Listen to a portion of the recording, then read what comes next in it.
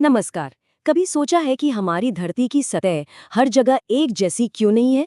कहीं एकदम ऊंचे ऊंचे पहाड़ है तो कहीं दूर दूर तक फैले सपाट मैदान। तो आज हम पृथ्वी के 3 सबसे मुख्य लैंडफॉर्म्स यानी पर्वत, पठार और मैदान की शानदार कहानी को समझने वाले हैं। चलिए इसी एक बड़े सवाल से शुरू करते हैं कि हमारे पैरों के नीचे जो ये जमीन है, इसे आखिर आकार देता कौन है? और यकीन मानिए, इसका जवाब बहुत ही दिलचस्प है। आज की इस पूरी चर्चा को हमने 5 हिस्सों में बांटा है। सबसे पहले हम धरती की सतह के 3 मुख्य चेहरों से मिलेंगे। फिर हम दुनिया की छतों मतलब पर्वतों के बारे में जानेंगे और उसके बाद सपाट पठारों और मैदानों को समझेंगे। फिर हम देखेंगे कि आखिर वो कौन सी छिपी हुई ताकतें हैं जो ये सब बनाती हैं, और आखिर में सारी ज़रूरी बातों को एक साथ दोहराएंगे। तो चलिए शुरू करते हैं। धरती पर हमें जितनी भी तरह की जमीन दिखती है ना, उसे मोटे तौर पर बस 3 श्रेणियों में बांटा जा सकता है। ये है हमारी कहानी के 3 मुख्य किरदार। पर्वत, जो ऊंचे और ढलान वाले होते हैं। पठार, जो ऊंचे तो होते हैं लेकिन ऊपर से सपाट होते हैं। और मैदान, जो नीचे होते हैं और खेती के लिए बहुत उपजाऊ होते हैं। यही 3 हैं जो हमारी धरती के ज़्यादातर हिस्सों को बनाते हैं। अब बात करते हैं सबसे शानदार, सबसे ड्रामेटिक लैंडफॉर्म की, पर्वत। ये सिर्फ चट्टानों के ढेर नहीं है, बल्कि ये धरती की जबरदस्त ताकत का सबूत हैं। और ये कितने विशाल हैं, इसका अंदाजा लगाना है तो सुनिए। पृथ्वी की जमीन का लगभग 30% हिस्सा सिर्फ और सिर्फ पहाड़ है। ये बहुत ही बड़ा एरिया है। और जब बात ऊंचाई की आती है तो 2 नाम सबसे ऊपर आते हैं। दुनिया की सबसे ऊंची चोटी माउंट एवरेस्ट, जो 8,848 मीटर तक आसमान छूती है, और भारत की सबसे ऊंची चोटी कंचनजंगा, जो 8,598 मीटर पर है। सच में इनकी ऊंचाई का कोई जवाब नहीं। लेकिन पर्वत सिर्फ ऊंचाई के बारे में नहीं है, ये लंबाई के बारे में भी है। दक्षिण अमेरिका में जो एंडीज पर्वतमाला है, वो दुनिया की सबसे लंबी पर्वत श्रृंखला है, करीब 7,000 किलोमीटर तक फैली हुई। तो ये पर्वत श्रृंखला आखिर होती क्या है? देखिए, जब बहुत सारे पर्वत एक लंबी लाइन में एक दूसरे से जुड़ जाते हैं तो उसे ही एक पर्वत श्रृंखला या माउंटेन रेंज कहते हैं। हिमालय इसका सबसे बेहतरीन उदाहरण है। पर सवाल ये है कि इतने विशाल पर्वत आखिर बनते कैसे हैं? अच्छा, इसे ऐसे समझिए, जैसे 2 कालीनों को एक दूसरे की तरफ धकेला जाए तो बीच में सिलवटें पड़ जाती है ना? बिल्कुल वैसे ही जब पृथ्वी की विशाल टेक्टोनिक प्लेटें टकराती हैं तो धरती की सतह में भी सिलवटें पड़कर ऊपर उड़ जाती हैं और हिमालय जैसे वलित पर्वतों का जन्म होता है।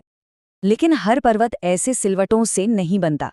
पर्वतों के 4 मुख्य प्रकार हैं। एक तो वलित पर्वत, जो प्लेटों के टकराने से बनते हैं। दूसरे खंड पर्वत, जब जमीन का कोई हिस्सा टूटकर सीधे ऊपर उठ जाता है। तीसरे अवशिष्ट पर्वत, जो असल में पुराने घिस चुके पहाड़ों के बचे खुचे मजबूत हिस्से होते हैं। और चौथे ज्वालामुखी पर्वत, जो लावा और राख के जमा होने से बनते हैं। चलिए अब पहाड़ों की नुकीली चोटियों से उतरकर कुछ सपाट जगहों की ओर चलते हैं, यानी पठार और मैदान। इन दोनों में जो सबसे बड़ा फर्क है वो है इनकी ऊंचाई का। पठार जो हैं वो ऊंचे उठे हुए सपाट इलाके होते हैं, मतलब एक तरह की ऊंची टेबल जैसी जमीन। वहीं मैदान कम ऊंचाई वाले एकदम फ्लैट और समतल एरिया होते हैं। और अगर पठारों की विशालता की बात करें तो तिब्बती पठार का नाम लेना तो बनता है। इसे दुनिया की छत कहा जाता है। ये 16,000 फीट की ऊंचाई पर मौजूद दुनिया का सबसे ऊंचा और सबसे बड़ा पठार है। दुनिया भर में कई मशहूर पठार और मैदान हैं, जैसे भारत में दक्कन का पठार, जो पुराने ज्वालामुखियों से बना है, और गंगा का विशाल मैदान, जो नदियों की लाई उपजाऊ मिट्टी से बना है। इसी तरह अर्जेंटीना के पंपास मैदान अपनी उपजाऊ घास के लिए पूरी दुनिया में जाने जाते हैं।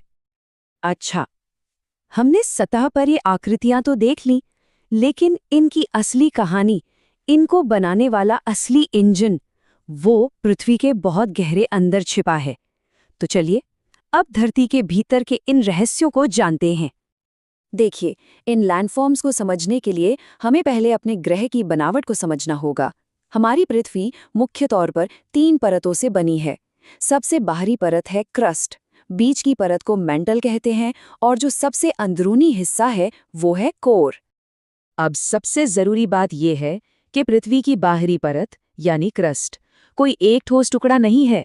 ये तो पहेली के टुकड़ों की तरह कई विशाल प्लेटों में बटी हुई है।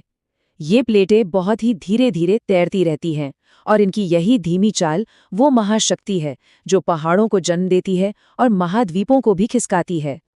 और जब ये प्लेटें हिलती हैं तो भूकंप आते हैं। पृथ्वी के अंदर की इन हलचलों को रिकॉर्ड करने के लिए वैज्ञानिक जिस मशीन का इस्तेमाल करते हैं उसे सीस्मोग्राफ कहा जाता है। भूकंप की ताकत को रिएक्टर स्केल पर मापा जाता है और ये स्केल बहुत पावरफुल है। इस पर सिर्फ एक नंबर बढ़ने का मतलब होता है कि भूकंप की ताकत 10 गुना बढ़ गई है। चलिए, अब तक हमने जो कुछ भी जाना है उसे फटाफट एक बार फिर से दोहरा लेते हैं। आज की बातचीत से ये 3 बातें जरूर याद रखनी हैं। पहली, धरती की सतह के 3 मुख्य रूप हैं: पर्वत, पठार और मैदान। दूसरी, पर्वत 4 तरीकों से बनते हैं: सिलवटों से, टूटने से, घिसने से और ज्वालामुखी से। और तीसरी, इन सभी बदलावों के पीछे की जो सबसे बड़ी ताकत है वो है प्लेट टेक्टोनिक्स। तो अगली बार जब कोई पहाड़ या कोई मैदान देखें तो ये याद रखिएगा कि ज़मीन कभी स्थिर नहीं होती। ये एक कैनवस की तरह है जिसे पृथ्वी के भीतर की विशाल शक्तियां लगातार एक नया आकार दे रही हैं।